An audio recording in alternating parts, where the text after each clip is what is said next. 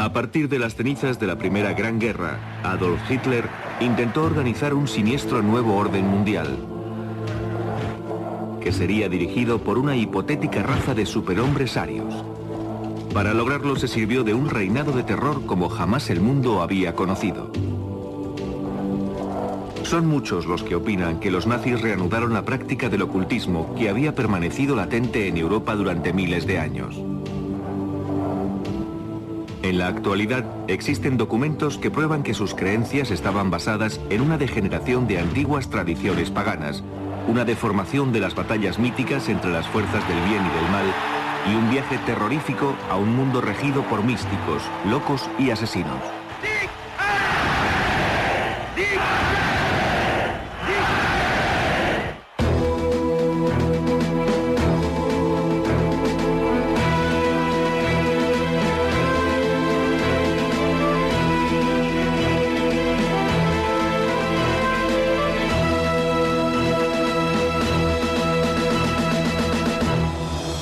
Nazis, la conspiración del ocultismo. La parte tibetana del Himalaya. En los años 30 los nazis iniciaron en el techo del mundo la búsqueda de pruebas sobre la existencia de antiguos sumos sacerdotes a los que consideraban sus antepasados.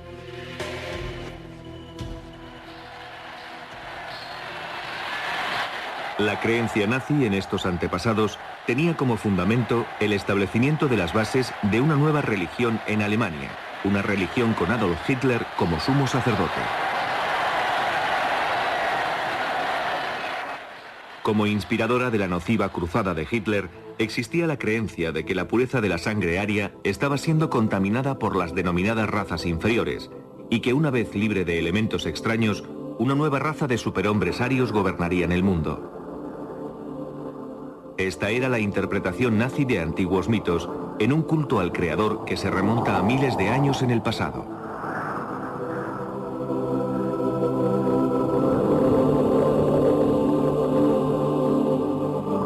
Para probar su superioridad, los nazis no dejaron ningún mito o religión sin investigar y adoptaron, en efecto, cualquier doctrina que pudieran aplicarse a la causa aria.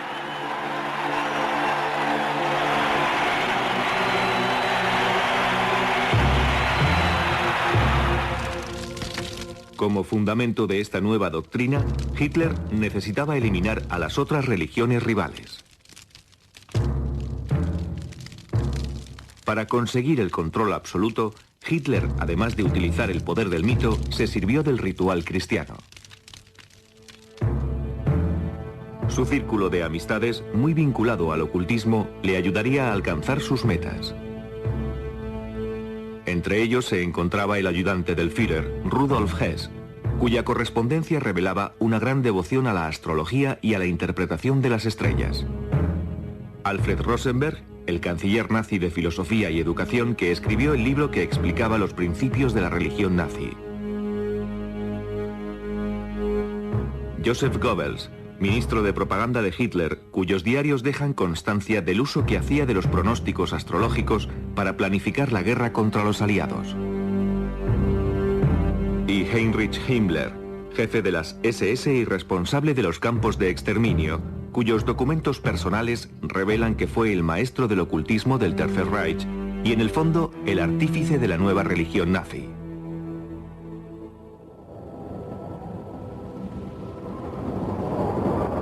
Esta nueva religión estaba basada en una misteriosa leyenda ancestral que contaba la historia de un continente situado en algún lugar del Atlántico Norte, habitado por una raza de seres superiores que habían perdido la gracia cayendo en el mal y el vicio.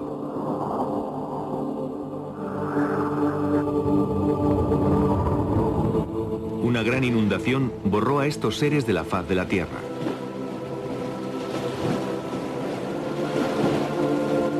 Pero antes de ser destruidos por completo, algunos sacerdotes escaparon en barca, llegando al fin hasta la India y las cimas del Tíbet.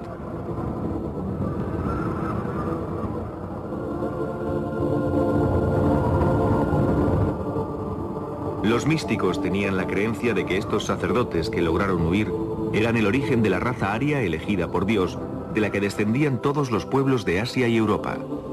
A ese lugar se le llamó Atlántida.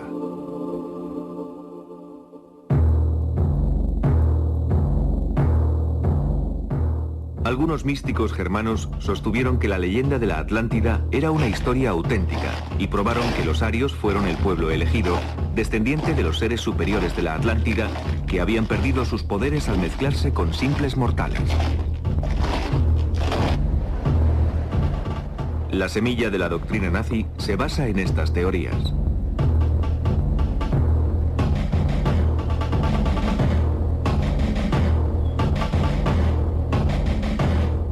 El jefe de las SS, Heinrich Himmler, un acérrimo nacionalista, fue el encargado de probar que los pueblos germánicos eran los descendientes de la raza superior aria.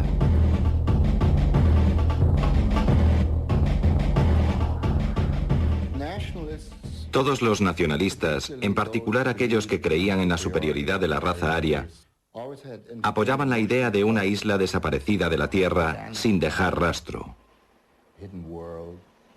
Una especie de utopía.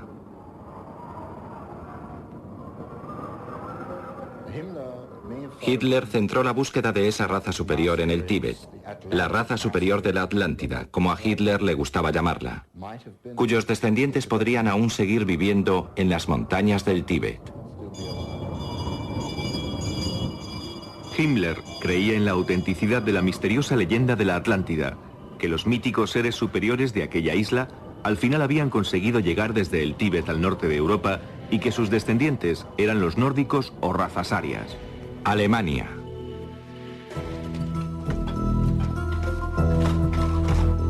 Bajo las órdenes de Himmler, el gobierno financió expediciones al Tíbet que fueron enviadas en busca de pruebas de la existencia de sus antepasados. Para documentar este proceso, los investigadores nazis filmaron esta película. Una vez terminada la guerra, en 1946, durante un interrogatorio llevado a cabo por el ejército norteamericano, un científico de las SS que había dirigido una de las principales expediciones al Tíbet describió así su primer encuentro con Himmler. Himmler hizo alusión a su creencia de que la raza nórdica no había evolucionado, sino que había descendido directamente del cielo para asentarse en el continente desaparecido y que antiguos emigrantes de la Atlántida habían fundado una gran civilización en Asia Central.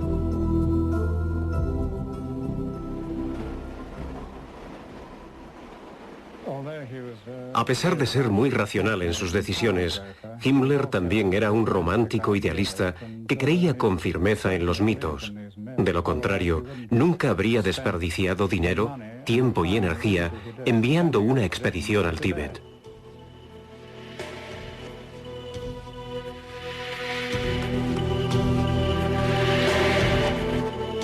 Las poblaciones del Tíbet fueron sometidas a una completa inspección por los investigadores nazis, que trataban de encontrar lo que el partido dio en llamar rasgos físicos arios, frente estrecha, largos miembros y facciones angulosas.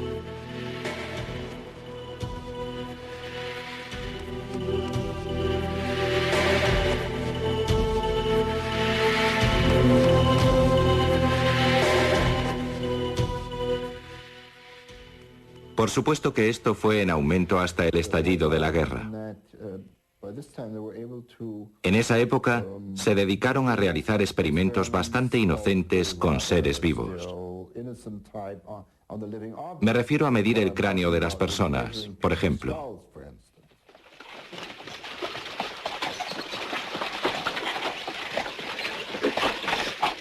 La búsqueda de pruebas que demostraran la superioridad de la raza aria pronto se convirtió en un acto criminal.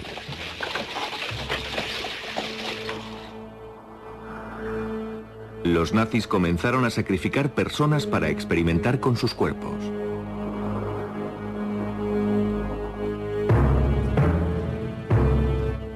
Estaban convencidos que una vez probado que sus antepasados eran dioses, solo quedaría un paso para volver a crear a través de la reproducción selectiva esa raza de superhombres arios. De alguna forma, intentaban forzar la evolución humana a través de una especie de semillero, seleccionando los padres de un niño. repitiendo más adelante el proceso con sus descendientes, hasta lograr por fin reproducir al superhombre profetizado por las teorías del ocultismo.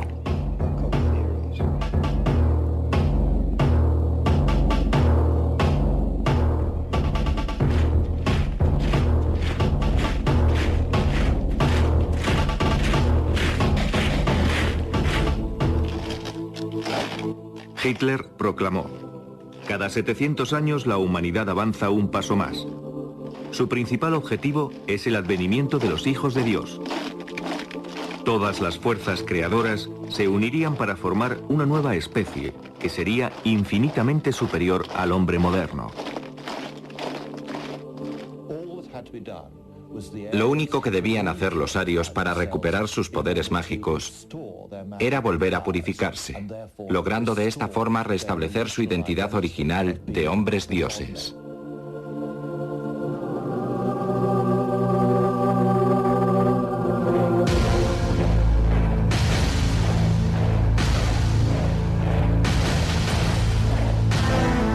Los proveedores de crías fueron las SS. Himmler solo reclutaba a los más fuertes, a los mejor dotados y a los jóvenes que consideraba más apuestos. Altos, rubios y de ojos azules. Estos futuros guerreros debían estar bien educados y pertenecer a familias de pura raza aria. Los miembros de las SS eran por lo general guerreros bastante altos y bien dotados. Himmler había decretado que los aspirantes a las SS debían tener una altura de 1,80 m. Además de poseer la altura requerida, debían ser de pura raza. Estos oficiales tenían que demostrar que desde 1750 no había existido mezcla alguna que dañara la pureza de su ascendencia germánica.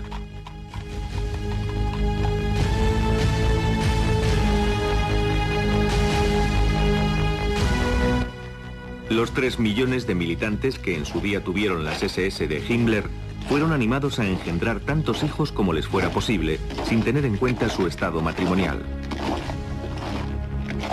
Himmler hizo saber a las SS que tenían un sagrado deber hacia su país y su Führer, el de engendrar niños arios saludables. Una de las ideas de Himmler tenía que ver con la poligamia. En efecto, la única forma posible para crear con rapidez esa raza superior era el establecimiento de esa práctica, de manera que los hombres de las SS pudieran tener más de una esposa.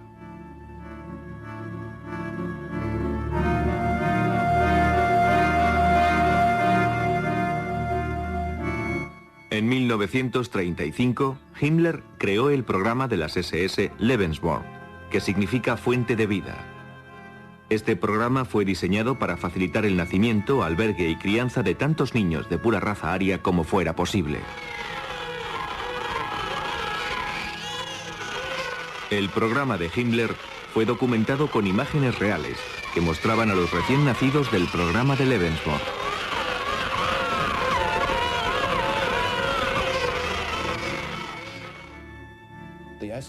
De hecho, el programa Lebensborn facilitaba a las jóvenes los servicios de los sementales de las SS.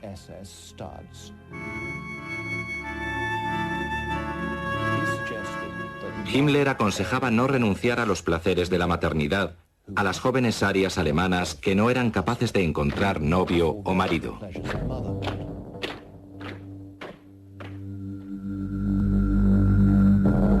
De acuerdo con la política del Lebensborn, un hijo ilegítimo no constituía una deshonra, siempre y cuando la madre cumpliera los requisitos genéticos.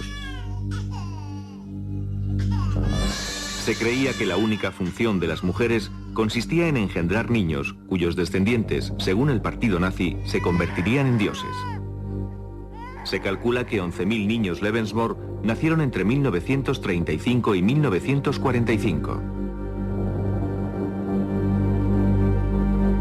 La mayoría de estos niños nunca conocieron a sus padres.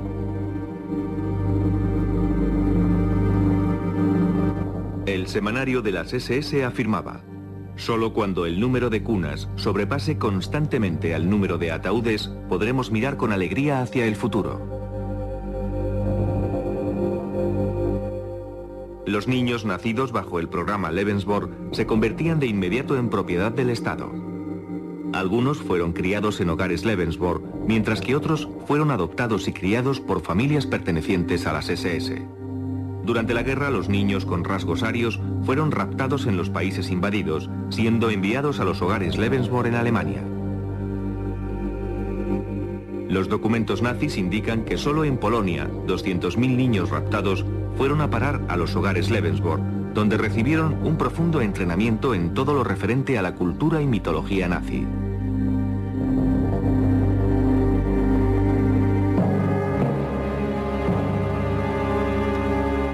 Mucho antes de la llegada de Hitler al poder, esas ideas fueron creciendo en un escenario ya de por sí racista.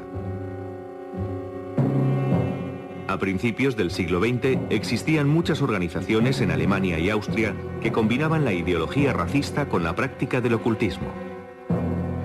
Pero solo fue al finalizar la Primera Guerra Mundial cuando estas ideas se hicieron populares.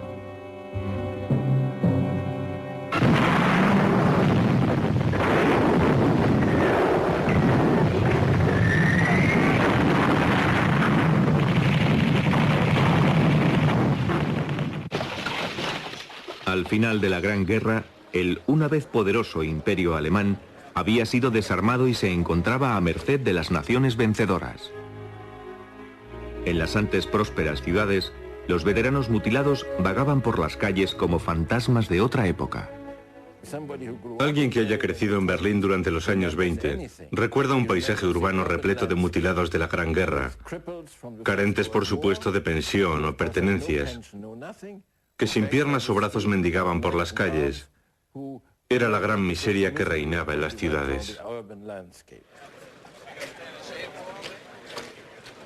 Millones de personas se encontraban sin empleo y la inflación era galopante. Con la recesión, el hambre y la pobreza se encontraban por doquier. He visto muchas manifestaciones antes de que Hitler subiera al poder. Enormes concentraciones causadas por el sufrimiento de la gente, el masivo desempleo que originaba la pobreza y los gritos reivindicativos como «dadnos pan, dadnos trabajo».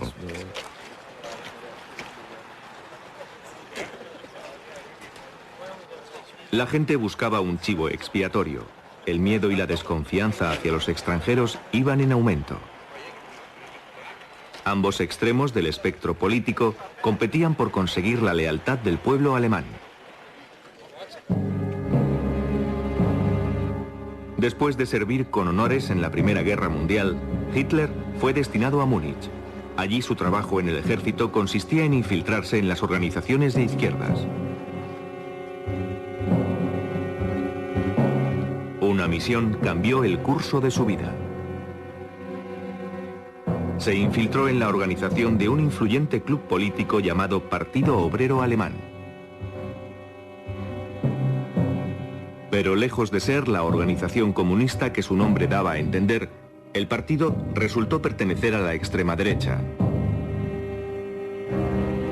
Hitler, atraído por lo que allí se decía, se unió a ellos y al final se convirtió en líder de la organización. En uno de los primeros mítines donde Hitler habló, se encontraba un desilusionado veterano de guerra llamado Rudolf Hess. Cuando regresaba de uno de aquellos mítines, recobrado ya su ánimo, Rudolf Hess vio que Alemania podía volver a su antiguo esplendor y que él era la persona destinada a conseguirlo. Hess estaba convencido de que el ardiente orador que había tomado la palabra no era otro que el tan esperado Mesías profetizado en los círculos de ocultismo alemanes. Junto al filósofo racista Alfred Rosenberg, Hess fue seguidor de uno de los grupos más importantes, la Sociedad Full, que buscaba de forma activa un Mesías germánico y que estaba dedicada al resurgimiento de la llamada Suprema Raza Aria. Sus miembros practicaban la astrología. Algunos rendían culto a un espíritu maligno al que llamaban científico, en la creencia que esto les ayudaría a alcanzar su meta. Su emblema era una daga colocada sobre una cruz gamada curva.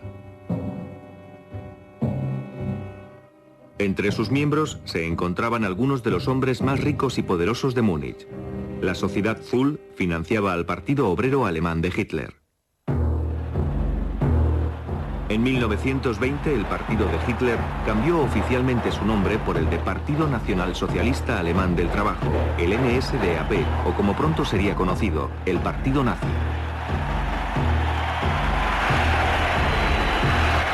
Con Hitler como líder, el partido nazi creció con rapidez, atrayendo a la gente con un delirante mensaje de miedo y vehemente oratoria.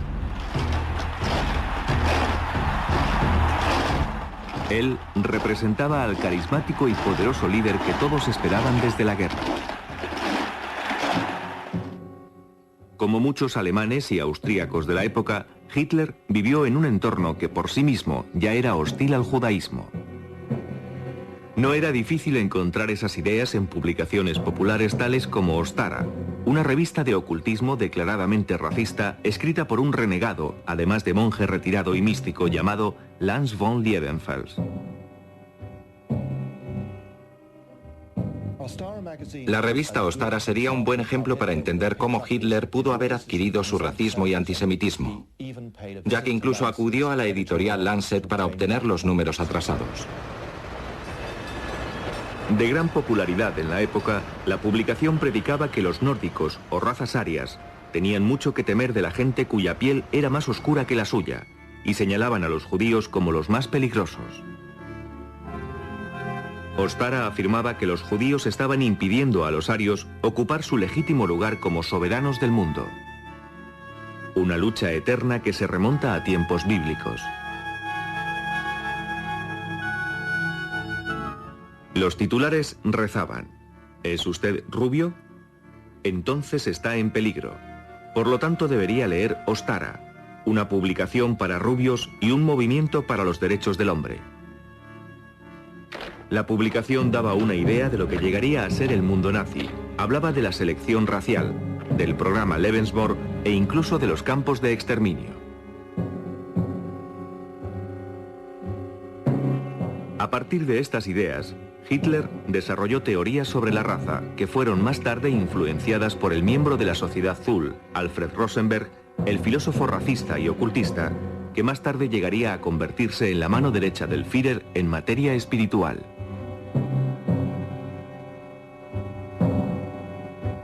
En su libro El mito del siglo XX, Rosenberg reinventa la historia germana y explica las bases del nuevo credo nazi, la religión de la sangre. Vio en la sangre el sentido religioso como factor determinante. En otras palabras, una iglesia debía ser una iglesia basada en la sangre y no en la fe o en las creencias. Las razas nórdicas estaban unidas por la sangre, así que para Rosenberg, la sangre, la estirpe y la identidad racial constituían las claves de esta nueva ideología.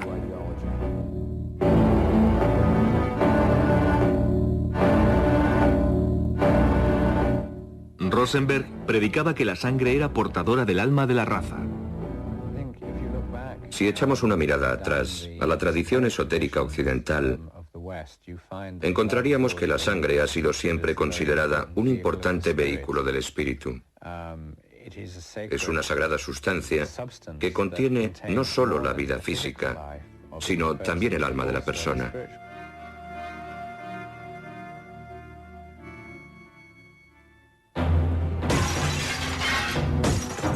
La mitología nórdica reemplazó a la Biblia cristiana como fundamento de la nueva religión nazi. En un desfile organizado por Rosenberg, que fue captado por el cine, los nazis celebraron su recién concebida versión de la cultura aria y su historia.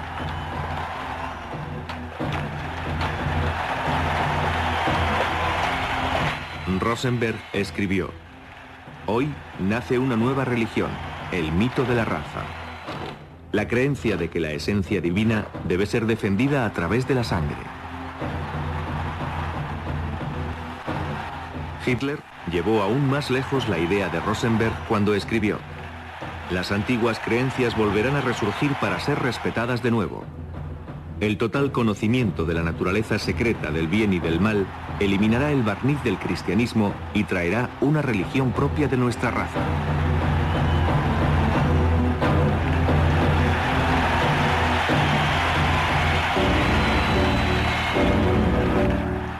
símbolo de la nueva religión, Hitler eligió la esvástica.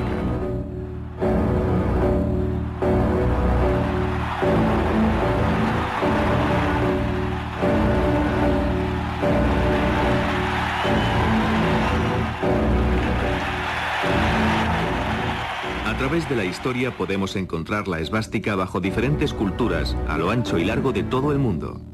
Desde tiempos remotos fue el símbolo de la buena suerte en China y en la actualidad continúa siendo un emblema religioso en el hinduismo y el budismo. Estaría presente en los escudos nazis como protección mágica y también guardaría relación con los no cristianos, en el sentido que representa el martillo de Thor, el dios del rayo y el trueno. De alguna forma, una especie de dios patriótico. Entre los vikingos, la esvástica representaba el sol ártico, adorado a través del culto pagano como portador de vida y buena fortuna. Para Hitler, la esvástica tenía un significado diferente. Escribió: "En la esvástica vemos representada la lucha del hombre ario por alcanzar la victoria".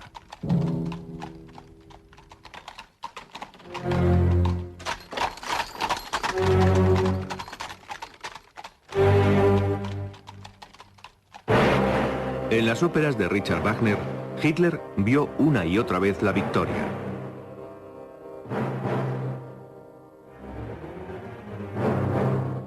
Los caballeros andantes, las aventuras épicas de tradición teutónica, la mitología nórdica de guerra y las fuerzas del bien y del mal eran tramas comunes en la cultura germánica.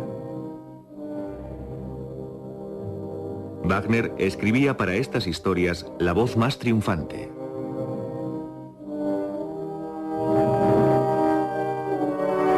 Adolf Hitler apenas tenía 12 años cuando asistió a la primera ópera de Wagner. De adulto se convirtió en un obsesivo admirador del compositor.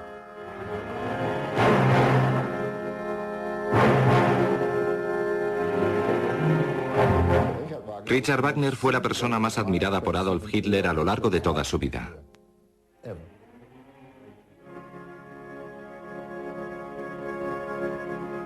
El genio que Wagner poseía para todo lo solemne se convirtió en fuente de inspiración para los grandiosos mítines que Hitler pronto organizaría, y donde era a menudo interpretada la música de Wagner.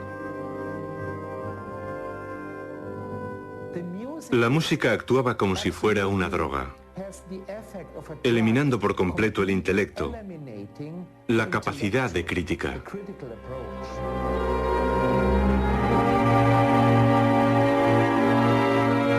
Parsifal, la ópera de Wagner en la que se ensalza el poder de la pureza racial, fue fuente de inspiración para Hitler.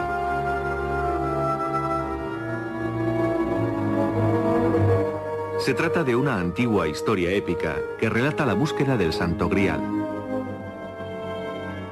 De acuerdo con la leyenda, el Santo Grial era una copa mística que contenía sangre sagrada y concedía poder ilimitado a quien bebiera en él.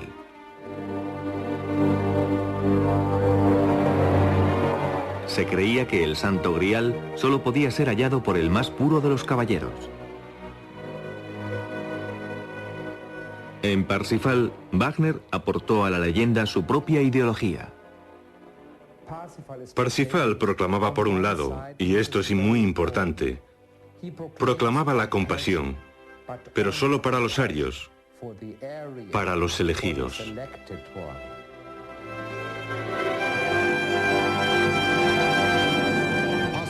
Parsifal era un símbolo clave en la imaginación de Hitler. A menudo hablaba de restablecer la religión de Parsifal. La imagen del caballero del Santo Grial en busca del mito de la pureza racial era crucial para Wagner y para el propio concepto que Hitler tenía, en el sentido sobrenatural, de la labor que llevaba a cabo el racismo nazi.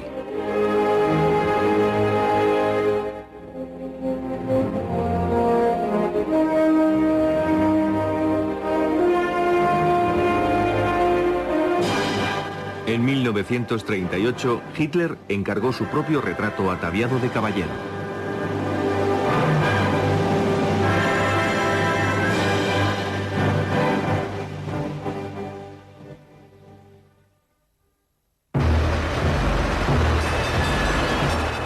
carrera de Hitler hacia el poder comenzó el 9 de noviembre de 1923, cuando intentó derrocar al gobierno bávaro. Al frente de un ejército privado conocido como los Camisas Pardas, lanzó un ataque sorpresa sobre una cervecería en la que se reunían los miembros del gobierno. Con Hess y Rosenberg de su lado, Hitler anunció presuntuosamente la formación de un nuevo gobierno. Después se echó a las calles, desfilando por todo Múnich acompañado de 3.000 camisas pardas. Se enfrentaron a la policía y, a consecuencia de los disparos que se efectuaron, murieron 16 de los hombres de Hitler. Fue un golpe de Estado fallido, pero durante los 10 años que precedieron la llegada de Hitler al poder, los 16 fueron convertidos en mártires. La bandera nazi que portaban en aquel momento se manchó con la sangre de los caídos. Esto dio origen a un ritual que se celebraba con cada nueva bandera o estandarte nazi, pues carecían de valor hasta que Hitler los tocaba con la histórica bandera.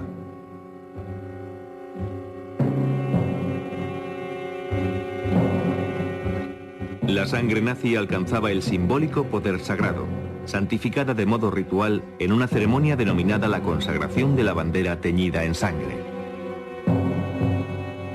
De esa forma, esa especie de poder mágico atribuido a la sangre de los caídos era así transmitido a cada bandera nazi.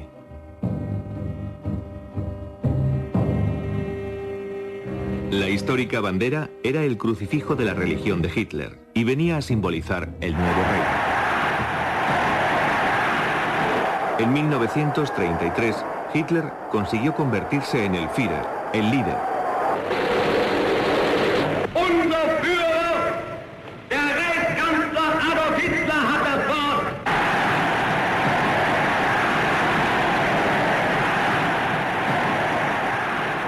Un título que llevaría la connotación religiosa de el ungido o incluso el Mesías.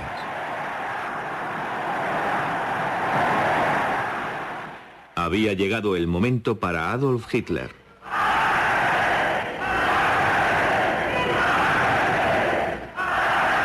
Die Partei ist Hitler. Hitler aber ist Deutschland. Hitler es el partido. Hitler es Alemania. Y Alemania es Hitler.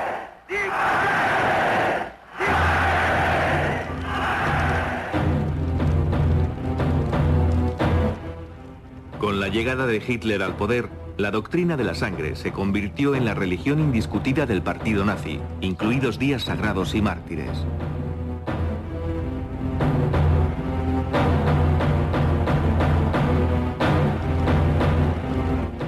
Goebbels, el ministro de propaganda nazi, organizó un ritual en honor de los 16 héroes nazis que dieron su vida por el Reich, los resucitaron y después alcanzaron la vida eterna. Goebbels aseguró que todos los alemanes participarían en el acto. La ceremonia sería radiada y se escucharía a través de altavoces situados en las esquinas de las calles de todo el país. Parte del mensaje decía: la noche de la muerte está en camino. A la medianoche el místico ceremonial representaba el nacimiento del Reich. Lucharon, murieron y salieron victoriosos. Así fue como se fundó el primer Reich.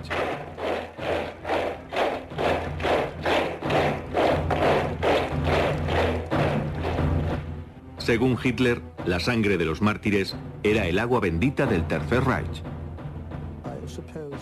Supongo que la mayoría de los movimientos tienen sus propios mártires y que a los que murieron en 1923 se les consideró como tales.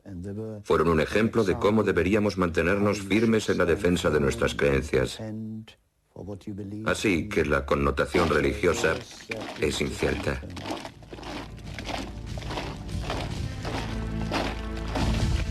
Los primeros mártires del Reich llegaron a ser conocidos como los 16 inmortales.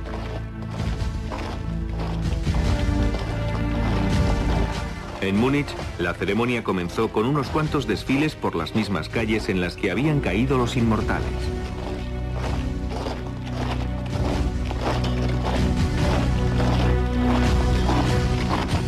cabeza del desfile portaban la bandera teñida de sangre.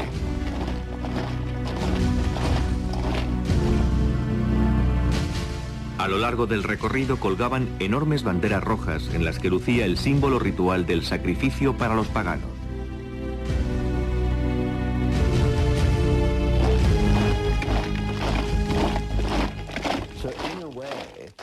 Así que, en cierta forma, podemos ver que se trata de una imitación de la procesión de Semana Santa en Jerusalén,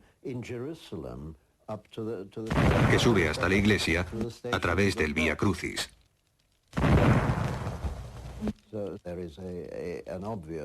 Es una copia evidente de los rituales cristianos.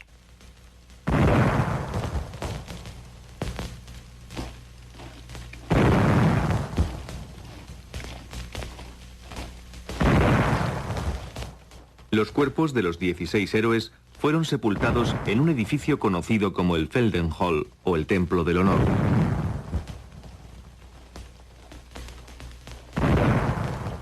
El cual se convertiría en un santuario nazi. Durante esta ceremonia anual, los nombres de los 16 eran pronunciados en voz alta. A la llamada respondían voces anónimas, como si el espíritu de los muertos desfilara junto a los vivos. Tendría 16 o 17 años cuando mi padre me llevó al Feldenhalle en Múnich. Allí se alineaban los ataúdes, escoltados por guardias con cascos de acero que presentaban armas. Me puse algo nervioso al ver tantos ataúdes. Al mencionar sus nombres, una voz respondía: «Presente». Y de nuevo otro nombre.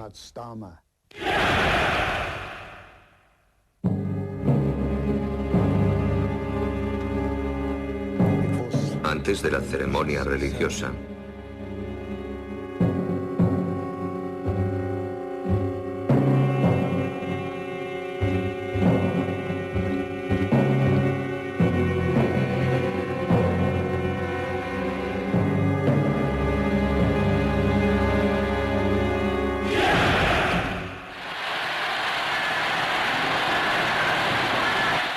Con el ritual de su nueva religión ya establecido, Hitler dio el siguiente paso en la ejecución de su proyecto.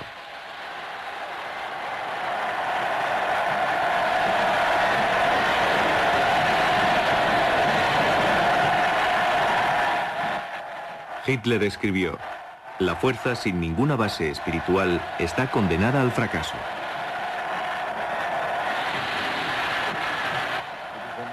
Es este un nacionalismo en el que todo está definido. Tu estilo de vida, tu fuente de ingresos, todo. Podríamos decir que su regla principal es la de estar dispuesto a dar tu vida por la patria.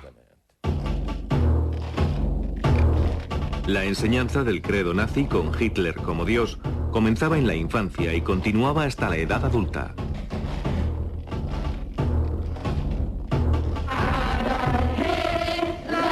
Adolf Hitler es nuestro salvador, nuestro héroe.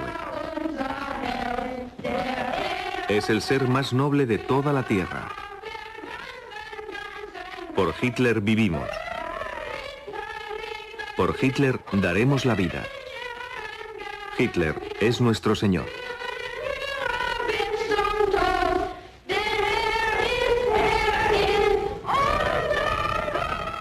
En 1933, el partido controlaba todas las organizaciones juveniles de Alemania.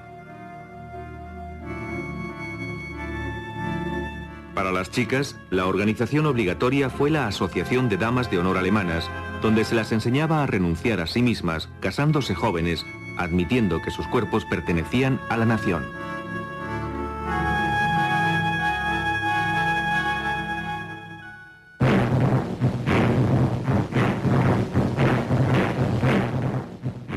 A los 10 años, los chicos se convertían en miembros de la Organización de Jóvenes Alemanes.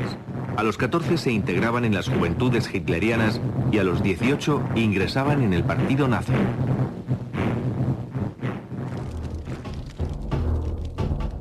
En cada etapa se les enseñaba el credo nazi del ritual sagrado de la sangre, la superioridad racial y la total fidelidad a Hitler, llevada incluso hasta la muerte. Pertenecí a las juventudes hitlerianas hasta que cumplí los 18. Nos enseñaron, y yo creía en ello, que era importante luchar por nuestro país y, si fuera necesario, dar la vida por él.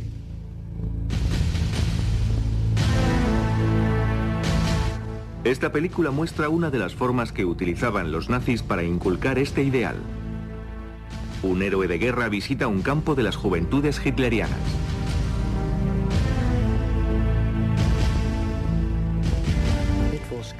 Era estupendo que te dijeran que pertenecías a una raza superior, a la más importante nación de la Tierra.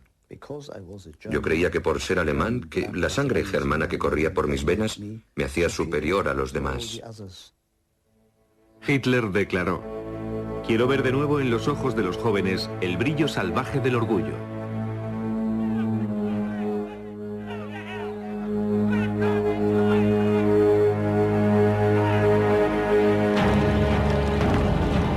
Las juventudes hitlerianas coreaban la canción de la muerte.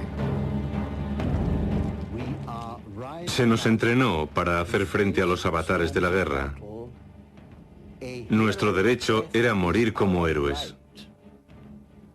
En otras palabras, se nos decía que un joven de 17 años debía considerar que podían reclamarle ese sacrificio y que debía estar dispuesto a dar su vida por el Führer y la patria. No eras nada. Lo único que importaba era el país y la raza. A los 18 años, los cadetes se entregaban al Führer al pronunciar el juramento sagrado. Juro, todos teníamos que repetir el juramento con el brazo en alto y la mano extendida. Servir al Führer, al pueblo y a la patria. Servir al Führer, al pueblo y a la patria, haciendo retumbar el lugar. Hasta la última gota de nuestra sangre. Hasta la última gota de nuestra sangre.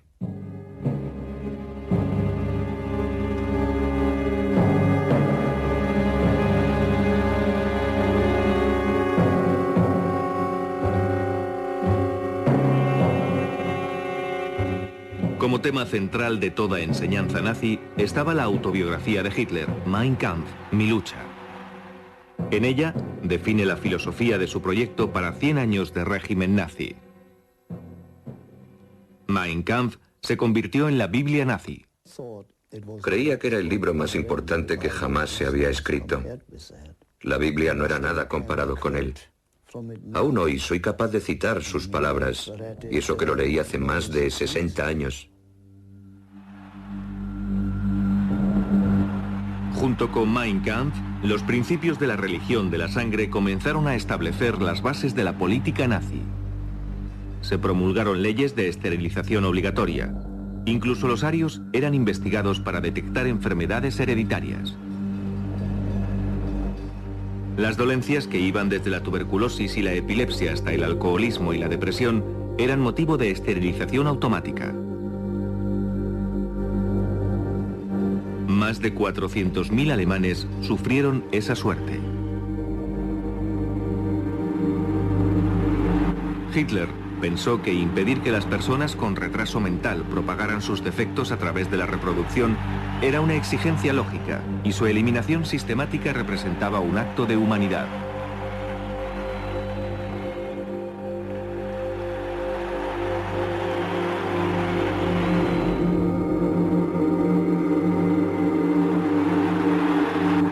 Los niños con problemas de salud eran registrados al nacer. Si sus problemas persistían, los médicos nazis les administraban en secreto una inyección letal, comunicando a sus padres que habían fallecido por causas naturales. Se estableció un programa de eutanasia para las personas con minusvalías físicas o mentales. Las películas de propaganda lo presentaban como un acto piadoso, destinado a liberar a las almas del sufrimiento del cuerpo. Para 1935, Hitler ya había creado las leyes de la raza, por las que un alemán puro cometía un acto criminal casándose o incluso manteniendo relaciones sexuales con judíos. Los judíos fueron privados de sus derechos de ciudadanos.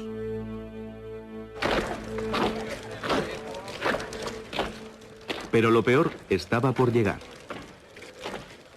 La purificación de la sangre aria apenas representaba una parte de los diabólicos planes de Hitler. La finalidad era despejar el camino para llegar a la última etapa de la evolución humana y garantizar la llegada del milenio ario. Los nazis tenían la sensación de que aún quedaba un obstáculo, la existencia de los no arios, precisamente. Comienzas esterilizándolos. Entonces te das cuenta de que el proceso es demasiado lento y acabas por asesinarlos en las cámaras de gas. Algo rápido, eficaz y barato.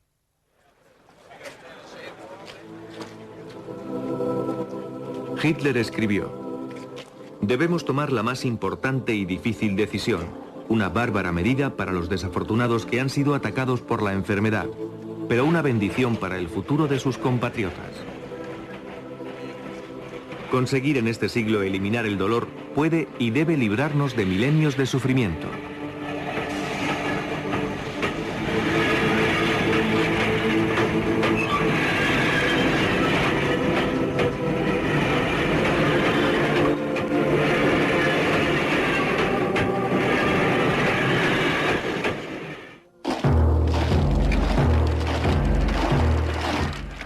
La idea de que unos pocos deberían ser eliminados en beneficio de la mayoría llegó incluso a alcanzar a las SA, las camisas pardas de Hitler. Las SA, que fueron uno de los principales partidarios de Hitler, se convirtieron al final en un obstáculo que no dudó ni un solo momento en eliminar. Es probable que sin las SA Hitler no habría llegado al poder, ya que eran temidos por el pueblo. Gente violenta y alborotadores callejeros que eran utilizados para actuar en las manifestaciones y proteger los mítines importantes.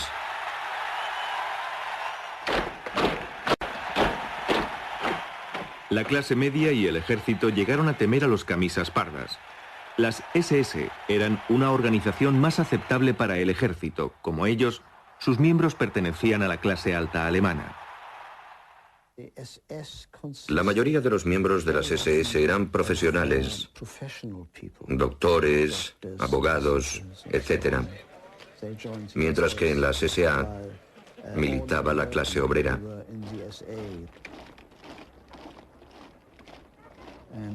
Ambas organizaciones se rechazaban mutuamente. Los militares ofrecieron su apoyo total a Hitler si éste eliminaba a las SA.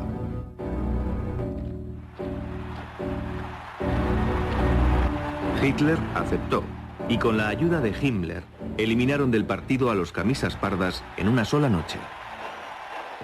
Esa fue la noche de los cuchillos largos. Tuvo lugar el 30 de junio de 1934. Entonces yo tenía 12 años.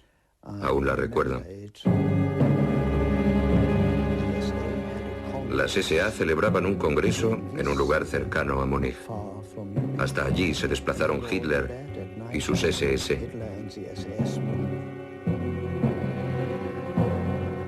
Los cabecillas de las SA fueron rodeados y ejecutados con tal rapidez y rudeza que muchos murieron sin entender lo que sucedía. Se dijo que al caer, algunos seguían gritando Heil Hitler. Después de la purga de las SA, Himmler transformó a las SS en una organización militar de élite. Con el tiempo se hicieron cargo de la administración de los campos de concentración, donde los judíos y otros enemigos del Estado eran ejecutados.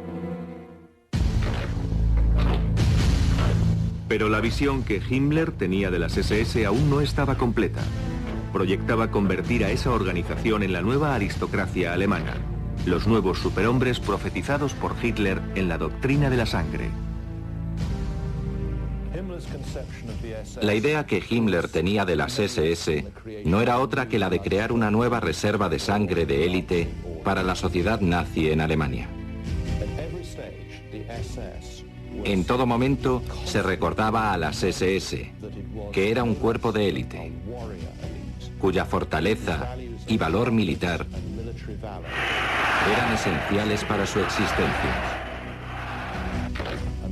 Y aún más, se les decía que de hecho eran los responsables de la supervivencia de la raza.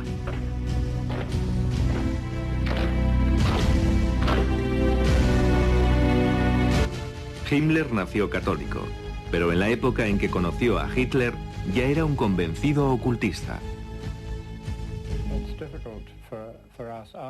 Después de tanto tiempo, nos resulta difícil comprender cómo un hombre, creyendo en Dios, se une de repente en Alemania a un maestro a un exterminador. Pero en realidad ambas cosas guardan relación, por supuesto. Lo que intentaba hacer era extirpar las fuerzas que, según él, habían corrompido a Alemania y así recuperar la pureza de sangre de los antepasados. Himmler trajo un abanico de singulares influencias al diseño de las SS, incluido el hinduismo.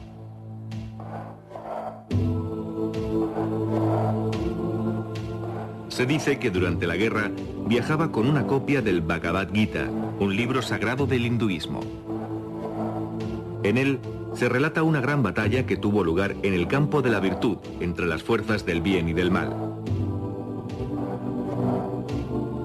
La creencia hindú en la reencarnación y su rígido sistema de castas eran del agrado de Himmler. Servía de perfecto modelo para la organización guerrera nazi que gobernaría al mundo. En la actualidad, los historiadores afirman que Himmler se creía la reencarnación del rey Hendrik, un líder germánico de la Edad Media que impidió a los eslavos invadir Alemania. Mientras los nazis se preparaban para invadir el este de Europa, Himmler creía que había llegado el momento de realizar su destino cósmico, que las SS habían regresado a la patria para llevar a cabo una simbólica cruzada. En la noche del 1 de julio de 1937, para conmemorar los 1000 años de la muerte del rey Hendrik, Himmler preparó un gran funeral en la catedral de Quedlinburg, junto a la tumba del monarca, el lugar donde originalmente se levantaba el castillo del gran rey. Acompañados por una música solemne, Himmler y un grupo de altos oficiales de las SS portando una antorcha conducían la procesión hasta la cripta. Una vez allí dirigían las oraciones y la meditación.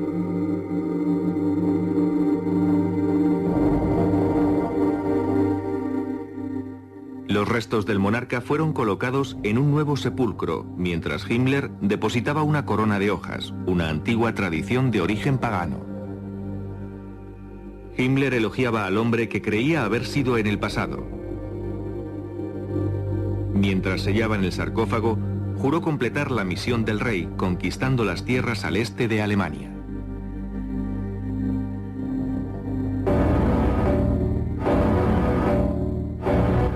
Himmler creó las SS siguiendo el modelo de la Orden de Caballeros Teutónicos del siglo XIII, que mataban y esclavizaban a los pueblos conquistados.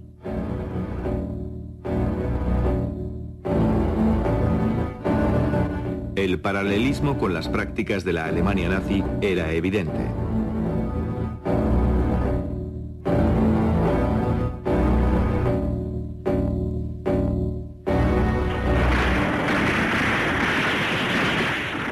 El jefe de las SS intentó reinstaurar el régimen feudal en el que habían vivido los caballeros teutónicos. A medida que nuevas tierras eran conquistadas, cada oficial de las SS tomaba posesión de una propiedad feudal. La gente del lugar podía ser asesinada o enviada a trabajos forzosos.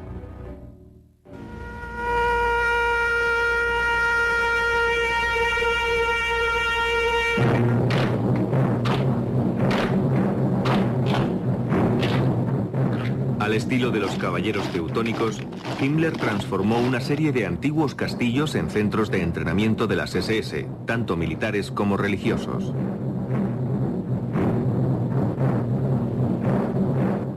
Aquí, los reclutas eran iniciados en los métodos de los llamados sacerdotes guerreros.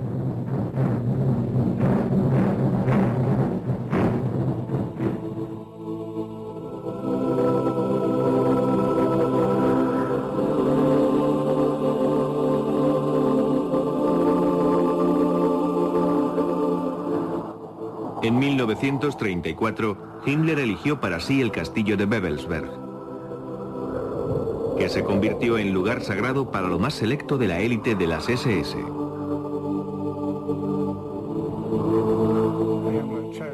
Himmler eligió Babelsberg siguiendo las recomendaciones de su consejero espiritual, quien le había dicho que en aquel punto mágico Alemania ofrecería la mayor resistencia a un ejército venido del este, y que allí tendría lugar una gran batalla en la que las hordas enemigas serían derrotadas. Himmler tenía grandes planes para su castillo medieval de Babelsberg.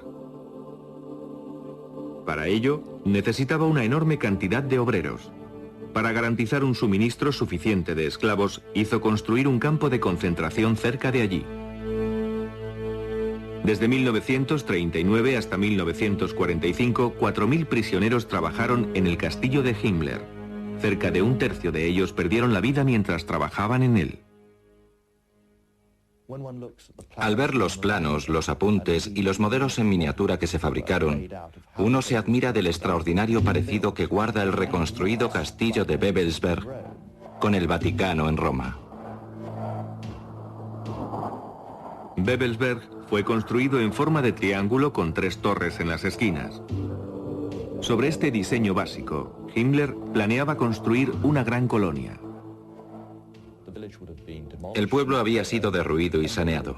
En su lugar construyeron un enorme emplazamiento con espacios interconectados, barricadas, torres y muros divisorios en forma circular que se extendían sobre una amplia zona. El conjunto era una especie de Vaticano de las SS.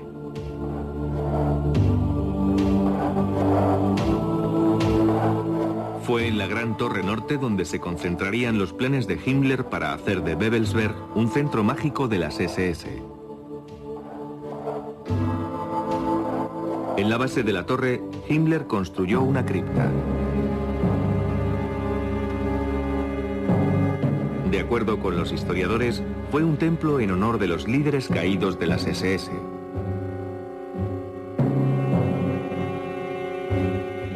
La curvatura del techo creaba una especial acústica y en el centro de la sala ardía una especie de llama sagrada.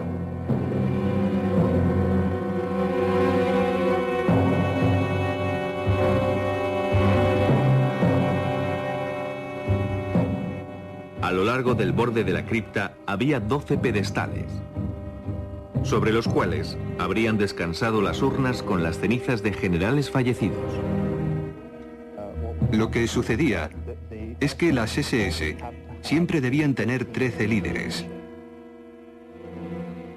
En consecuencia, cuando un general fallecía era ritualmente incinerado y sus cenizas colocadas en una urna.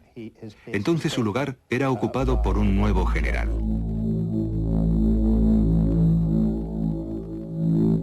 En la leyenda, el rey Arturo reunió a los 12 mejores caballeros en una gran sala.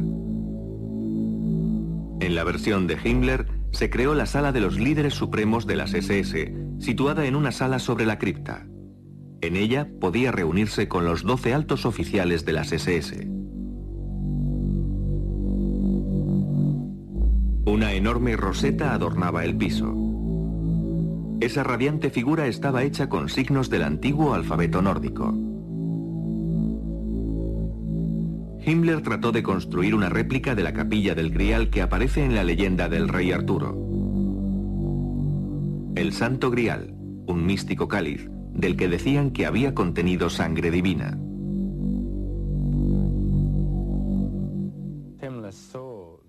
Himmler vio al Grial como un objeto pleno de esoterismo o poderes ocultos y creía que la posesión de ese objeto les permitiría ganar con facilidad la guerra.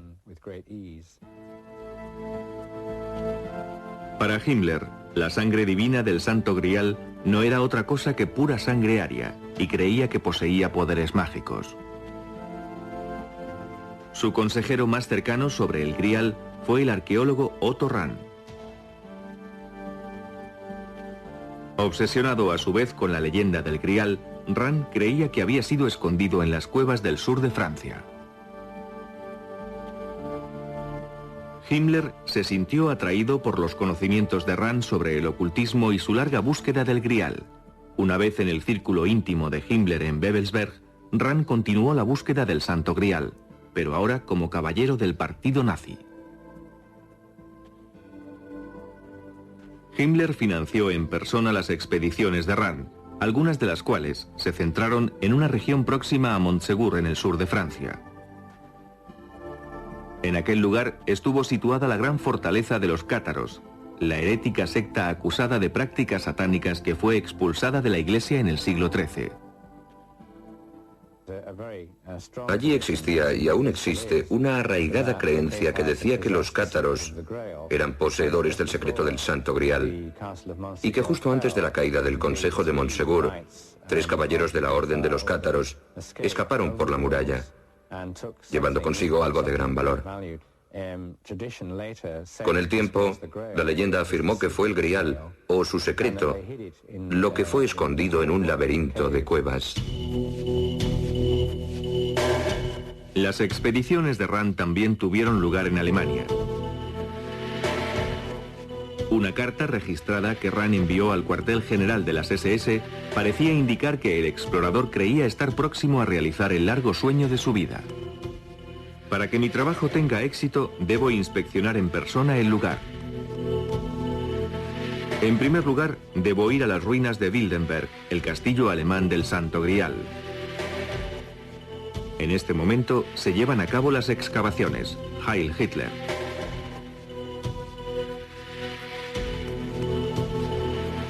Pero Rand nunca fue capaz de conseguir el premio final, el propio cáliz.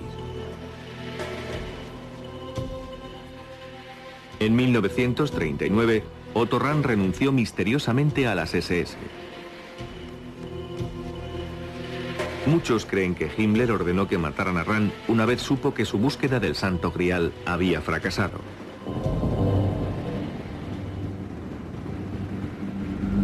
Dos meses más tarde fue encontrado muerto en los Alpes austríacos. La causa de su muerte sigue siendo desconocida.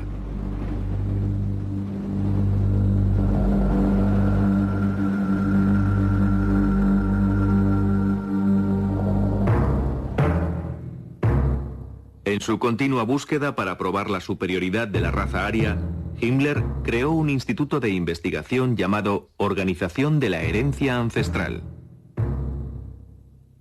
Además de llevar a cabo experimentos médicos con seres humanos y verificar linajes para proteger la pureza racial, la misión de esta organización consistía en recuperar e interpretar ritos ocultos, antiguas leyendas germánicas y tradiciones paganas.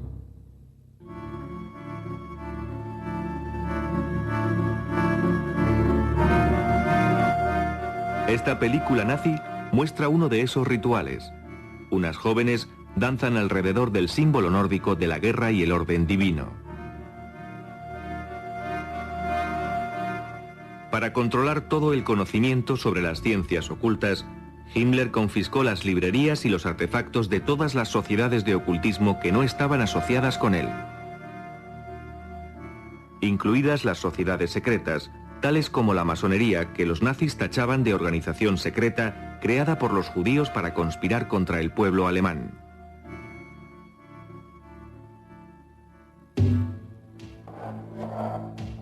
Al tiempo que Himmler despedía a ciertos ocultistas, también fomentaba la carrera de otros como Karl Maria Billigud. En él, Himmler creía haber encontrado la clave para popularizar en la moderna Alemania las antiguas tradiciones paganas. El místico se convirtió en un alto oficial de las SS y en una de las más preciadas posesiones de Himmler. Lo más interesante de Billigud es que era auténtico. Tal vez el mejor ejemplo de ocultista al servicio del jefe de las SS, Heinrich Himmler. Billigud creía ser un descendiente directo de Thor, el dios vikingo. Copias de sus escritos hallados en los archivos personales de Himmler revelan que Billigud creía poseer poderes extrasensoriales.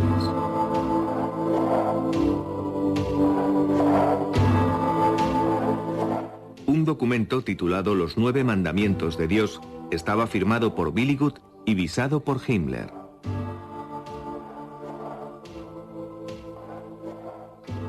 escrito en alemán moderno y en alfabeto rúnico, daba a entender que Willigut creía estar utilizando sus poderes para recuperar antiguas ceremonias y rituales del pasado pagano de Alemania. De acuerdo con una leyenda nórdica, el alfabeto rúnico utilizado por Willigut fue entregado a los hombres por Odín, el dios supremo de la mitología vikinga.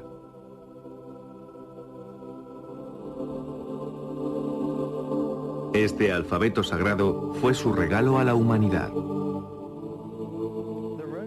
Tal vez las runas provenían de la mezcla de antiguos símbolos grabados en la piedra en tiempos inmemoriales. Estos alfabetos en realidad tenían un significado. Cada letra expresaba una idea.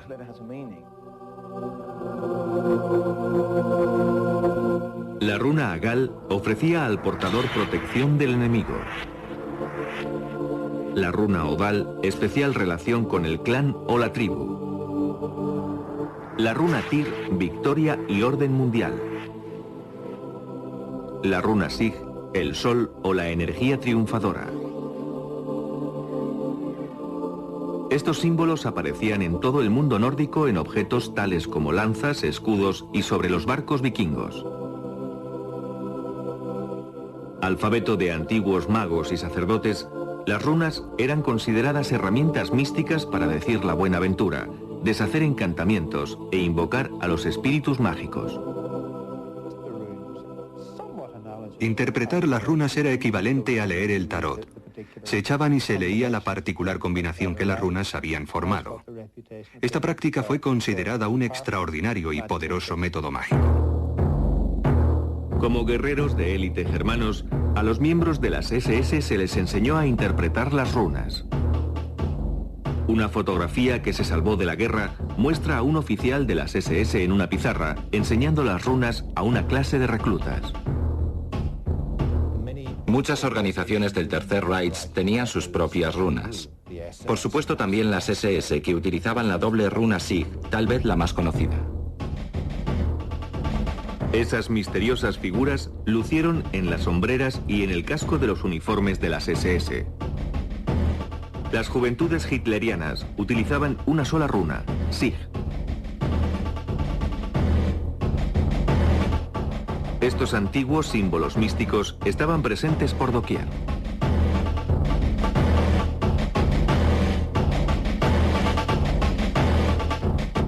Sirviendo a los alemanes de constante recordatorio de su pasado pagano.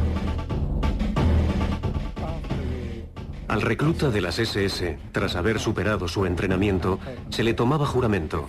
Si era un oficial, recibía una daga de las SS, que era una especie de cuchillo de caza con el símbolo de las SS, la esvástica y el águila germana sobre su empuñadura negra. Era un bien muy preciado. Grabadas en la hoja de la daga se leían las palabras: "Mi honor es la fuerza". Los hombres de las SS recibían la daga en una solemne ceremonia. Todos los miembros de las SS llevaban el anillo de Sigmund. Pero a sus más cercanos colaboradores, la élite de la élite, Himmler en persona, entregaba el anillo con la calavera de la muerte. Un antiguo oficial de las SS de alto rango aún recuerda la ceremonia. El anillo llevaba grabado tu nombre en el interior. En mi caso decía: a mi querido Herbert, Heinrich Himmler. Se supone que esto representaba la estrecha relación que existía entre Himmler y las SS.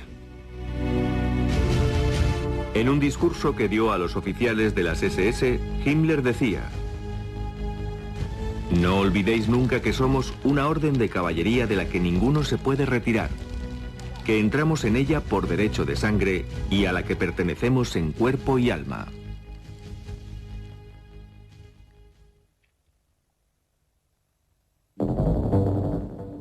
Siguiendo las antiguas tradiciones paganas germánicas con las influencias propias de su educación católica, Himmler invadió las ceremonias familiares de las SS desde el nacimiento. Existe una foto tomada en una especie de capilla nazi destinada al bautizo de niños, que muestra una escena en un altar de las SS, con un retrato de Hitler ocupando el lugar del crucifijo, donde un niño está siendo presentado a la comunidad de guerreros germanos. La ceremonia del matrimonio también se convirtió en un ritual de las SS. Al estilo de las antiguas tribus germánicas, los oficiales de las SS hacían el papel de líder del clan, presidiendo el matrimonio. El mismo Himmler ofició alguna de estas ceremonias. Esta excepcional filmación muestra a un oficial de las SS desposando a Gretel, la hermana de Eva Braun, la compañera de Hitler. Se intercambiaban los anillos, así como el pan y la sal, los antiguos símbolos paganos de la fertilidad y pureza de la tierra.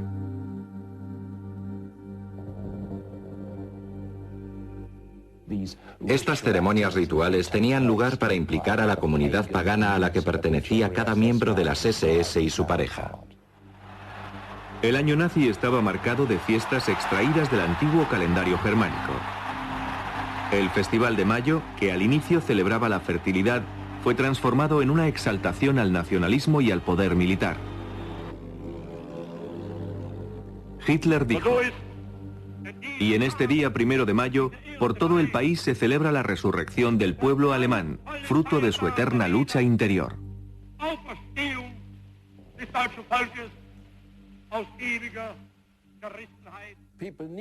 La gente necesita enmarcar el año con fiestas. Así que trataron de sustituir las celebraciones paganas por las cristianas. Después incluyeron las antiguas fiestas paganas, el solsticio de verano, el de invierno, en fin, todas esas, y las adaptaron a sus necesidades. Los nazis comenzaron incluso a restaurar antiguos templos paganos, como Stenstein, que estuvo dedicado al dios del sol.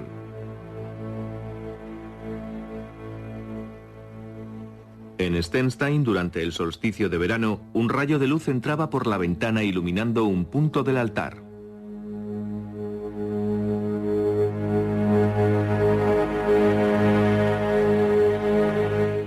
Aunque Stenstein fue un lugar sagrado para las tribus germánicas, estaba lejos de ser considerado uno de los extraordinarios templos dedicados a observar el movimiento del sol. Sin embargo, Himmler estaba convencido que era una prueba de la superior inteligencia de los antiguos sacerdotes germánicos. En la Alemania nazi, la celebración del solsticio de verano se convirtió en rito de moda. Según la tradición, esta celebración era una fiesta dedicada a la vida y a los poderes del sol.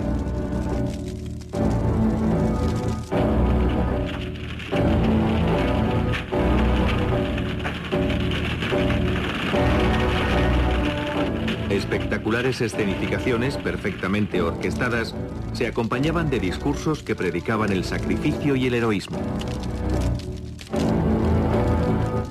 En esta particular ceremonia, el ministro de propaganda Goebbels pronunciaba el discurso.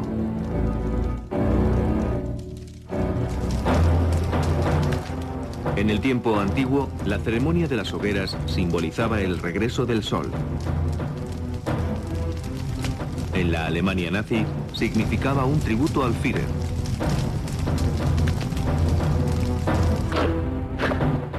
En la más importante de esas ceremonias, las tropas portando antorchas creaban formas simbólicas en la noche.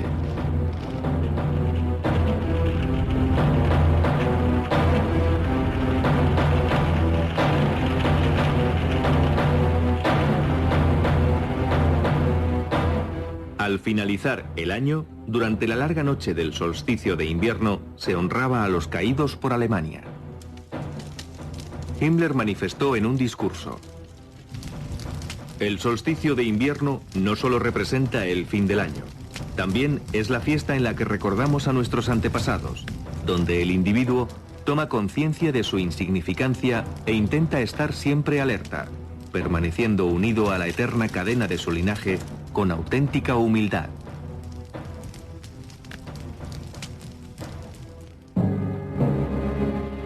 El calendario de fiestas culminaba con la gran manifestación de Nuremberg.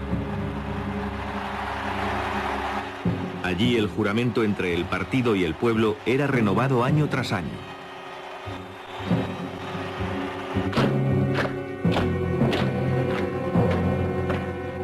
Decenas de miles de nazis uniformados unían allí sus fuerzas.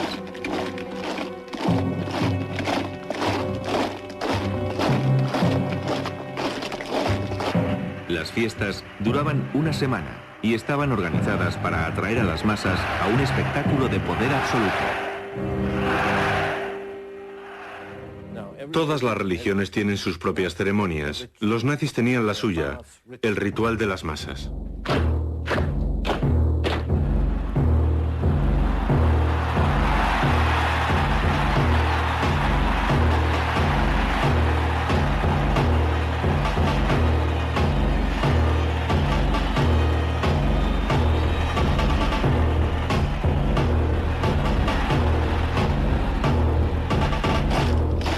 ¿Y qué ofrecían a la gente estas manifestaciones masivas?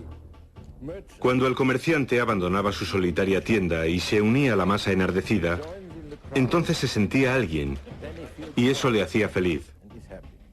Junto a los otros era feliz, se había librado de su soledad. Era maravilloso asistir a una concentración con todos aquellos uniformes.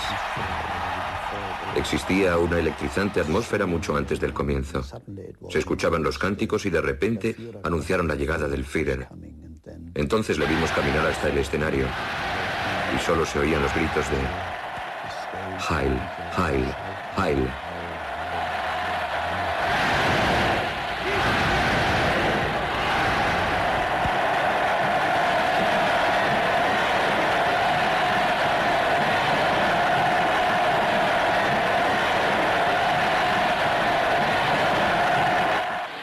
Al tiempo que el delirio nazi iba extendiéndose por toda Alemania, Hitler dejaba claro lo que esperaba de la nación. El partido es la cantera de donde surgirán los líderes políticos alemanes. Su doctrina será inalterable. Su organización será tan resistente como el acero. Sin embargo, tendrá la imagen de una orden sacerdotal.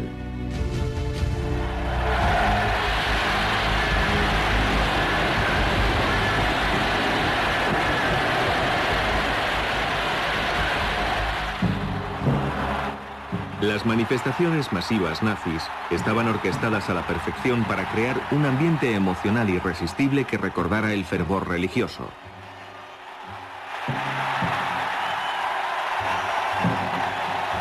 El motivo central de la ceremonia era Hitler.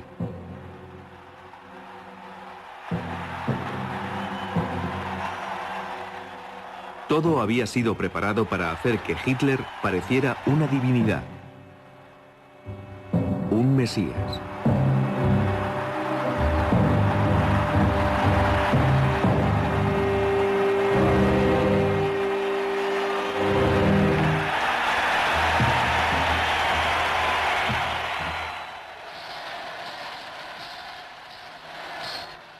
Habiéndose ganado el indiscutible favor del pueblo, Hitler estaba ahora preparado para dominar el mundo.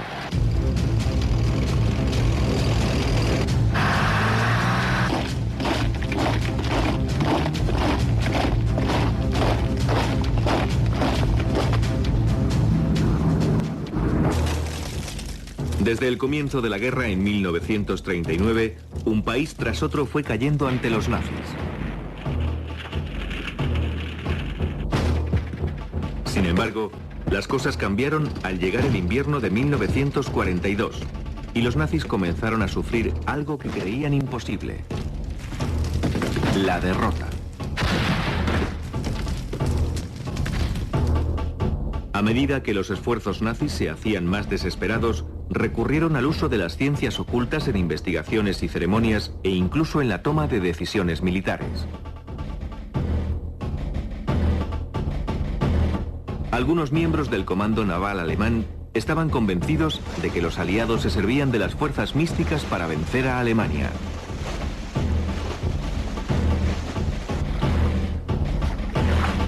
Creían que el éxito de los británicos en localizar y destruir los submarinos alemanes se debía al uso de las ciencias ocultas y que la mejor manera de combatirlo era utilizando el ocultismo como arma.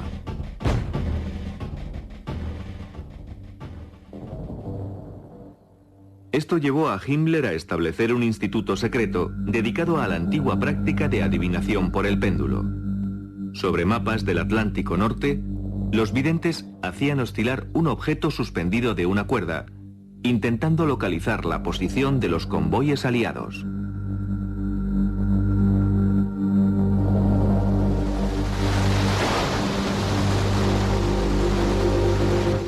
Las misiones de los submarinos eran preparadas de acuerdo con los resultados.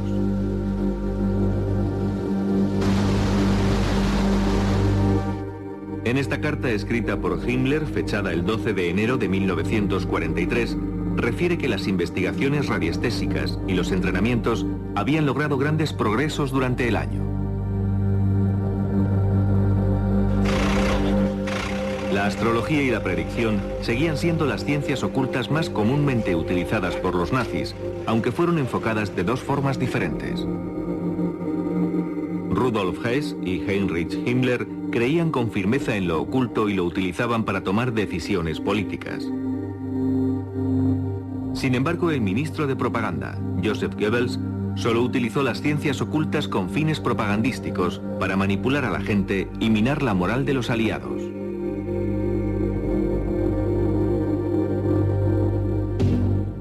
Goebbels pronto se dio cuenta de la existencia de una gran fuente de conocimiento místico, las profecías de Nostradamus, uno de los más famosos visionarios de todos los tiempos. Nostradamus completó su obra maestra en 1555. El libro hace sutil referencia a una crisis que tendría lugar en Gran Bretaña y Polonia en 1939, el año que los nazis invadieron Polonia. Esto sucedió cerca de 400 años después de que Nostradamus escribiera su libro.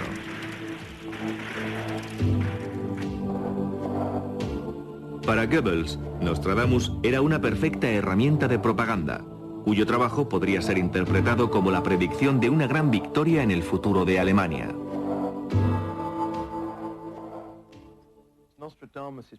Las profecías de Nostradamus están escritas en cuartetas, que son poemas de 4 líneas. Son tan densas y esotéricas que pueden ser interpretadas de muchas formas. Para interpretar al profeta francés, Goebbels reclutó al renombrado astrólogo y estudioso de Nostradamus Karl Ernst Graf. Una particular cuarteta que Goebbels aprovechó parecía referirse expresamente a Hitler y pronto formó parte de la mística del líder nazi. Esta es una cuarteta muy famosa que contiene la palabra Hister, la cual todos aseguraban que se trataba del nombre de Hitler. En su diario, Goebbels mostraba su emoción al saber que Bert, un miembro de su equipo, había comenzado a formular un plan para utilizar la profecía. El 19 de mayo de 1942, Bert nos entregó su proyecto para que fuera utilizado como propaganda ocultista. Estamos haciendo progresos. Los americanos y los ingleses son fáciles de engañar con este tipo de propaganda. Por lo tanto, echaremos mano de los testimonios más destacados de todas las profecías. Una vez más, Nostradamus debe conformarse con ser citado. El uso de falsas profecías y engañoso misticismo con el único fin de influenciar al enemigo recibió el nombre de propaganda negra.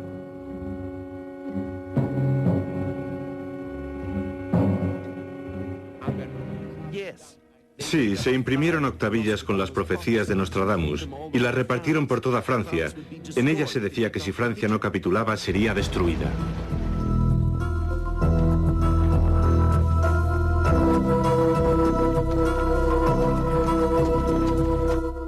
La inteligencia británica descubrió el engaño y, reconociendo el potencial de ese tipo de propaganda, comenzó a fabricar su propia campaña con las profecías de Nostradamus. En efecto, los ingleses adoptaron también ese sistema y publicaron un libro con 50 falsas profecías de Nostradamus que predecían la victoria británica en la guerra.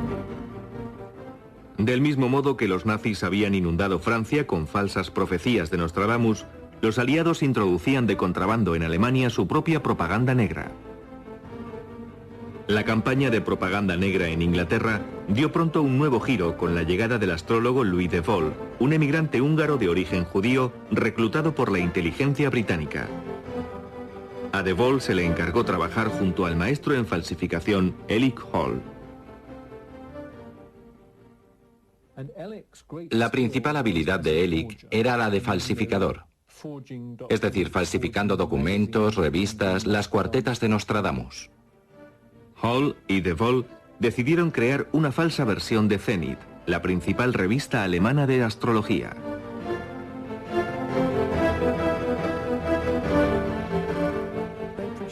En 1943 editaron 2 números de la revista en los que intentaban con sus pronósticos minar la moral de los alemanes.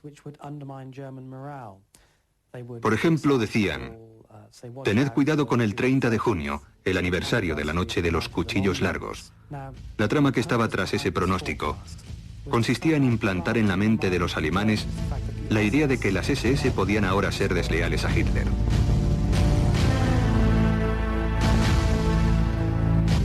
Pero su golpe maestro llegó en abril de 1943 con una edición especial de Zenit. Hall esperó con astucia hasta julio para publicar una edición de abril.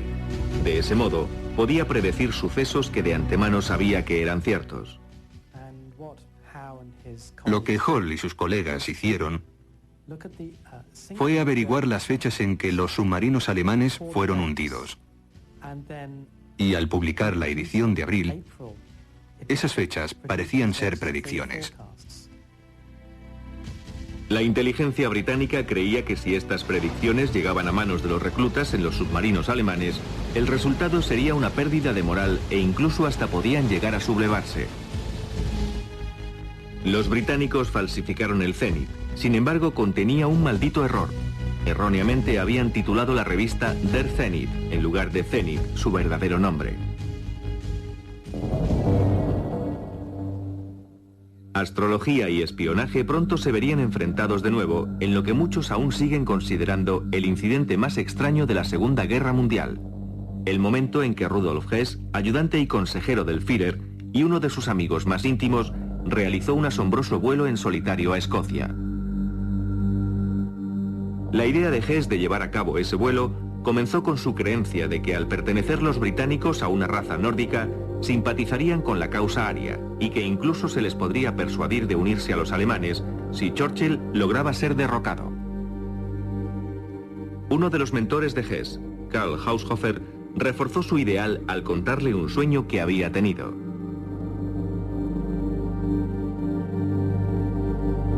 En su sueño había visto un castillo escocés, de cuyos muros colgaban tapices, y en el interior Hess caminaba trayendo la paz a Alemania y Gran Bretaña. Además de esta profecía, la astrología también jugó un importante papel en su decisión de efectuar el vuelo. Probablemente Rudolf Hess y Himmler fueron los 2 líderes nazis que estuvieron más interesados en la astrología. La defendían incondicionalmente. Ernst Schulte Strathaus, astrólogo y amigo personal del ayudante del Führer, leyó en el horóscopo de Hess una favorable disposición de los planetas. El 10 de mayo de 1941 se produjo un importante alineamiento astronómico. 6 planetas estaban en Tauro y había luna llena en Escorpión, justo en el lado opuesto del zodiaco. De acuerdo con la tradición astrológica, ese tipo de alineamiento puede producir importantes cambios en los acontecimientos. En consecuencia, no era descabellado pensar que el 10 de mayo de 1941 podía darle un giro a la contienda. Siempre han existido dudas sobre si Hess voló a Escocia basándose en consejos astrológicos. Sin embargo, hace poco se han hallado unos documentos que Hess escribió desde su confinamiento en Inglaterra, incluida una carta dirigida a su madre, donde le pide que legalice 2 documentos, un registro del sueño de Karl Haushofer y la lectura de su horóscopo por Schulte Strathaus.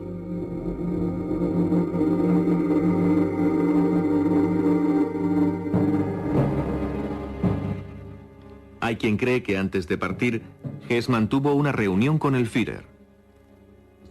Unos 6 días antes de iniciar su viaje, Hitler y mi padre mantuvieron una reunión que duró 4 horas.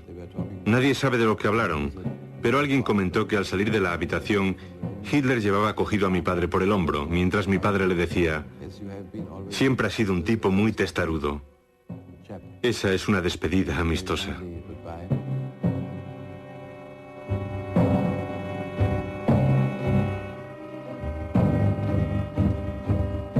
Sea lo que sea que hablaran Hitler y Hess, el caso es que el 10 de mayo de 1941, a las 5:45 de la tarde, Hess subió a un caza Messerschmitt y voló a Escocia. Tenía planeado reunirse con el duque de Hamilton, a quien había conocido por medio de Karl Haushofer. Hess esperaba servirse del duque para eludir a Churchill e intentar obtener la paz directamente con el rey de Inglaterra. Habiendo escrito varias cartas al duque antes de iniciar su misión, Hess esperaba un cálido recibimiento. Pero todas las cartas que había enviado a mi padre fueron interceptadas por el servicio secreto. Al entrar en el espacio aéreo británico, en lugar de encontrarse con una fiesta de bienvenida, Hess fue derribado por la RAF y se vio obligado a lanzarse en paracaídas. Se golpeó al saltar del avión, lesionándose al tomar tierra. Quería que le capturaran, pues creía que sería llevado directo ante mi padre, con solo decir que deseaba verle. Hess fue encontrado por una familia escocesa, esta que vemos en su granja, el lugar donde se estrelló el avión. Hess afirmaba tener un mensaje muy importante para el duque de Hamilton, pero al principio todos se negaban a creer que el hombre que había caído en sus campos fuera el ayudante del Führer del Tercer Reich. Mi padre fue informado de que un joven piloto había caído a tierra y que solicitaba una entrevista con el duque de Hamilton. Mi padre fue a ver al prisionero, el cual se presentó a sí mismo como Hess. Fue algo divertido porque la tarde que mi padre fue a ver a Churchill, el gran hombre estaba descansando viendo una película de los hermanos Marx. Churchill se mostró algo incrédulo y sus palabras fueron: ¿me está diciendo que ha caído en nuestras manos el ayudante del Führer? Y cuando mi padre le contestó, podría ser el caso, Churchill dijo: bueno, se trate o no de Hess, yo voy a seguir viendo la película de los hermanos Marx.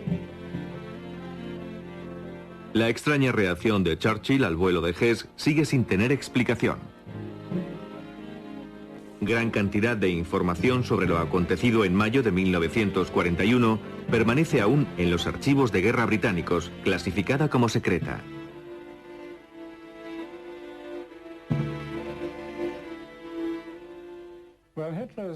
La reacción de Hitler al vuelo de Hess constituyó una de sus mejores actuaciones. Hizo una gran representación. Se mostró sorprendido, conmocionado, horrorizado y todo lo demás.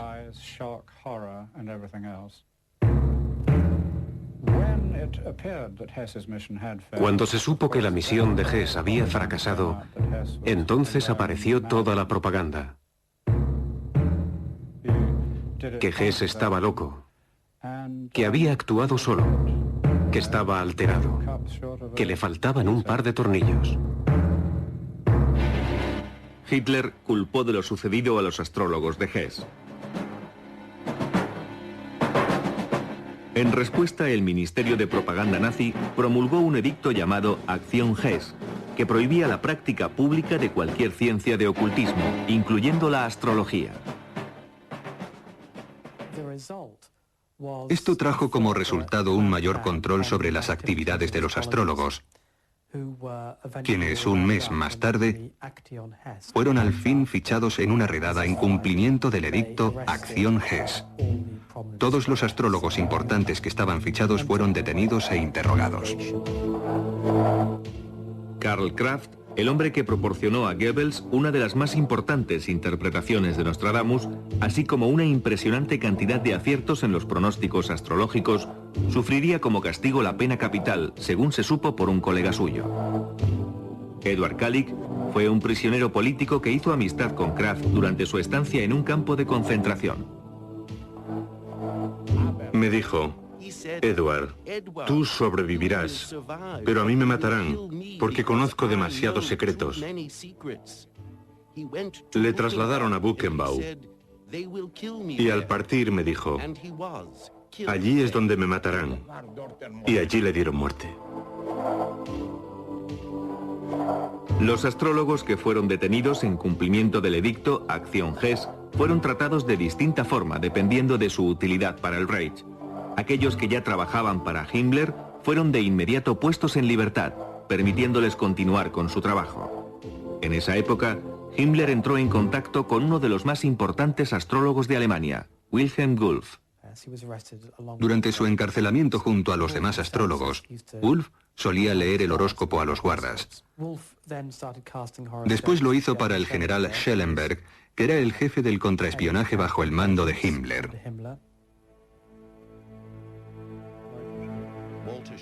Walter Schellenberg era el jefe del servicio secreto político, parte integrante de las SS. Era mi superior y mi amigo. Schellenberg no creía en la astrología, pero se sirvió de ella. Cuando Schellenberg quería discutir algún asunto con Himmler, le decía que un astrólogo había predicho algo al respecto.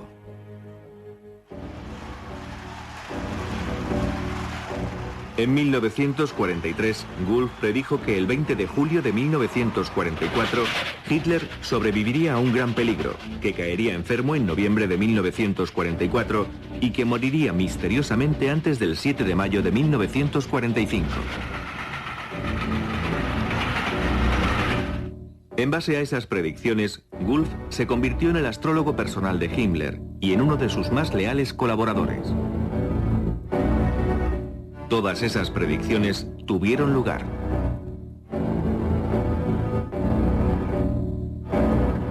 En un interrogatorio de los aliados, una vez terminada la guerra, Schellenberg admitió haber utilizado a Wulff en beneficio propio. Creía que la influencia de Wulff le ayudaría frente a Himmler.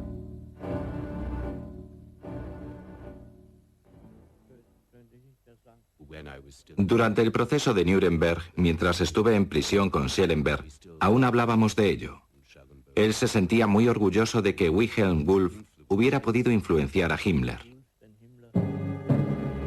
De acuerdo con el testimonio de Schellenberg, la idea de un golpe de Estado obsesionó a Himmler durante las últimas semanas de la guerra. Al consultar los astros, supo que su intención de derrocar al Führer podía tener éxito. Fue a finales de abril de 1945, cuando las tropas soviéticas que ya habían cercado Berlín comenzaron a tomar los suburbios de la ciudad. La guerra estaba por completo perdida. Himmler recordó una conversación que había mantenido antes con Wulff en la que le decía: parece que Alemania no sufrirá ningún desastre hasta 1945.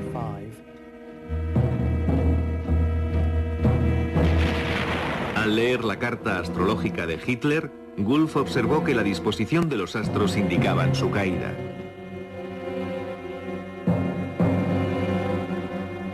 Wulff y Schellenberg continuaron incitando a Himmler para que derrocara a Hitler y tomara posesión del cargo como líder del sombrío Reich. Tanto Schellenberg como Himmler intentaron ganarse el favor de los aliados. Curiosamente, en los últimos días de la guerra, en una reunión entre Himmler y un representante del Congreso Mundial Judío, a la que Wulff asistía como astrólogo de Himmler, parece ser que este último estuvo de acuerdo en no exterminar más judíos. A pesar de la orden de Hitler de continuar hasta el final con el exterminio, la contribución de Wulff fue decisiva para convencer a Himmler de que debía suspender por un tiempo la matanza.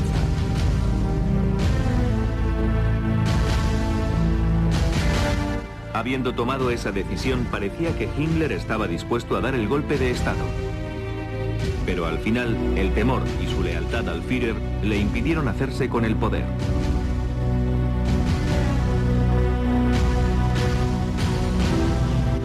Himmler aún tenía esperanzas de que alguna fuerza mística alterara el destino evitando la inminente derrota.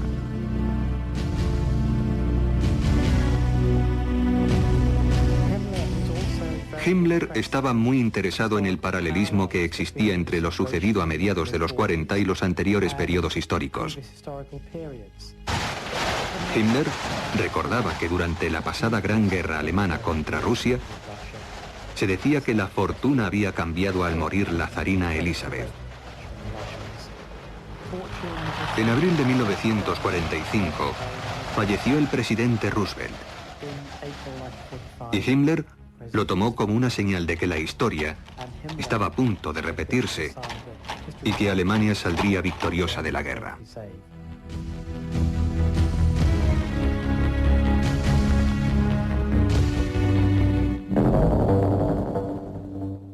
Dos semanas más tarde, Goebbels, acompañado de toda su familia, descendió con Adolf Hitler al búnker privado del Führer.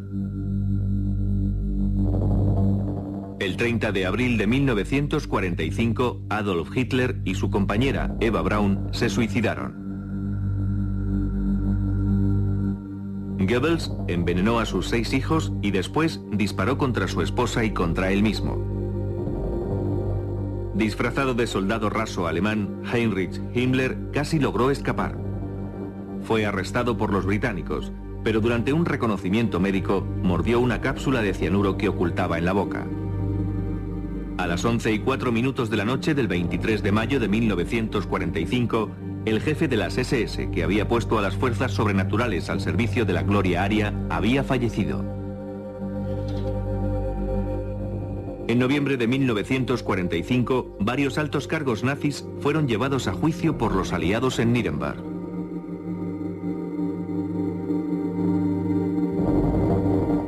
Rudolf Hess fue sentenciado a cadena perpetua. Murió a la edad de 93 años. El ocultista Alfred Rosenberg fue encontrado culpable de crímenes contra la humanidad y ahorcado en octubre de 1946. El Tercer Reich, que debía haber durado más de 1000 años, terminó apenas pasados 12.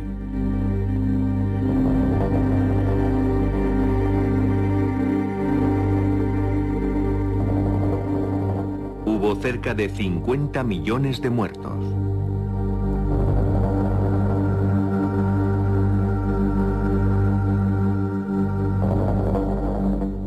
Irónicamente, entre ellos se encontraba la primera generación de la llamada raza superior de Hitler, que debía haber engendrado las siguientes generaciones de superhombres arios.